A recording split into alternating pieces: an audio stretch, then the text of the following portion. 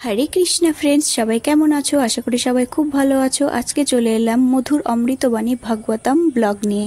আজকে আমি যাচ্ছি ভাগবত শুনতে। এখানে 8 দিন ধরে একজনের অন্নপ্রাশন উপলক্ষে পাঠ হচ্ছে, তো সেই পাঠটাই শুনতে যাচ্ছি। তো ভাগবত শোনা দেখা দুটোই পুণ্যের কাজ, তাই ভাবলাম তোমাদের সাথেও শেয়ার করি। তো এখানে গিয়ে আর কথা বলতে পারবো না, তো তোমরা স্কিপ না করে পুরোটা দেখো, খুব ভালো লাগবে। তো চলো এবার দেখে নাও।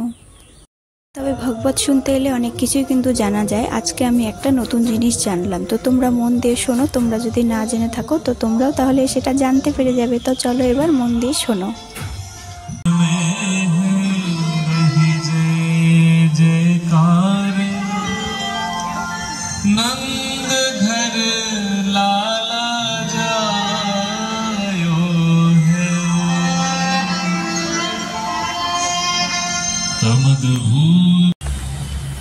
সূর্যদেবের কোনো ক্ষয় হয় না, সূর্যদেব পূর্ণ, সেই প্রকার 9 সংখ্যা পূর্ণ, 9 সংখ্যার কোনো হ্রাস বৃদ্ধি নেই।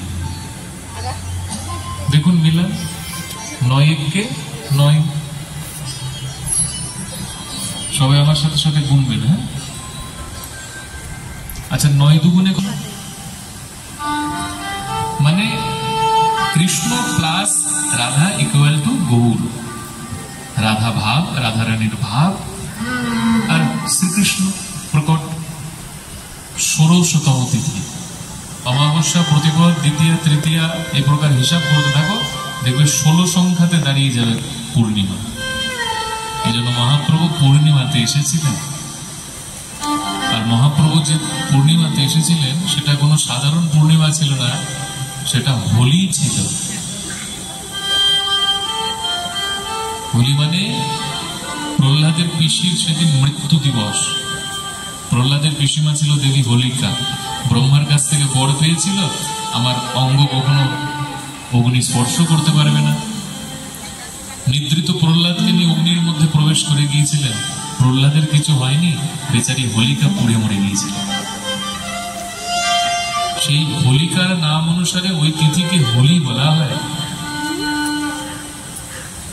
মহাপ্রভু সেই দিন এসেছিল কারণ সেই দিন ভক্তির বিজয় হয়েছিল, অথবা ভক্তির বিজয় হয়েছিল। এই কারণে শ্রীমন মহাপ্রভু সেই দিনেতে এসেছিলেন জগতে।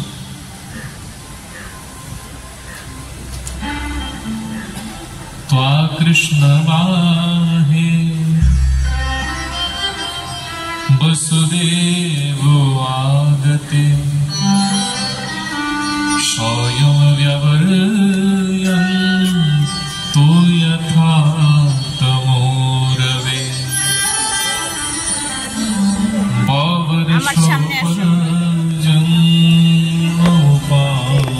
শুভজিত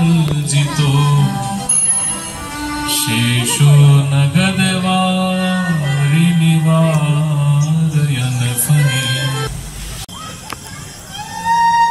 আজ মুখের মধ্যে ব্রহ্মাণ্ড দেখিয়ে দিল, তাও একে স্বপ্ন বলে মনে করল না। আর একদিন তো ভোলে বাবা নাচতে নাচতে এসেছিল, কৃষ্ণকে দর্শন করবে বলে। ভোলে বাবা ভাবলো আমি এই রূপ নিয়ে যাবো না, তাই যোগী রূপ নিয়ে গেল। ভিক্ষুক রূপ নিয়ে নন্দ বাবার দ্বারে দিকে চিৎকার করতে লাগলো, ভবতি ভিক্ষাম দেহি, ভবতি ভিক্ষাম দেহি। নন্দরানী মা যশোমতী শ্রবণ করা মাত্র ঝুলিতে চাল ডাল। ভোলেনাথ বলল, মা এগুলো কি? যশোমতী বললেন, বাবা তোকে ভিক্ষা চাইছিলিস। মা যশোদার কথা শ্রবণ করে বলে বাবা খিলখিল করে হাসতে লাগলো, আরে মাইয়া, আমি এইসব চাল ডাল আলু কলা ভিক্ষা চাইনি। আচ্ছা তো কি ভিক্ষা চাইছিস তুই? তখন ভোলেনাথ গাইতে লাগলো, ও শিবে আয়ে यशोदा के द्वार, वो माता मोहे दर्शन करा।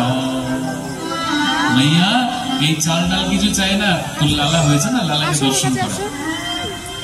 এখন মা যশোদা মনে মনে ভাবছে এটা আবার কোনো রাক্ষস টাক্ষস না তো, কারণ পুতনাও তো এই রূপ ধরে এসেছে, হতেই পারে কোনো রাক্ষস এসেছে, সব যোগী ভিখারি এসেছে। মা যশোদা বলছে, নেই হয়ে গো,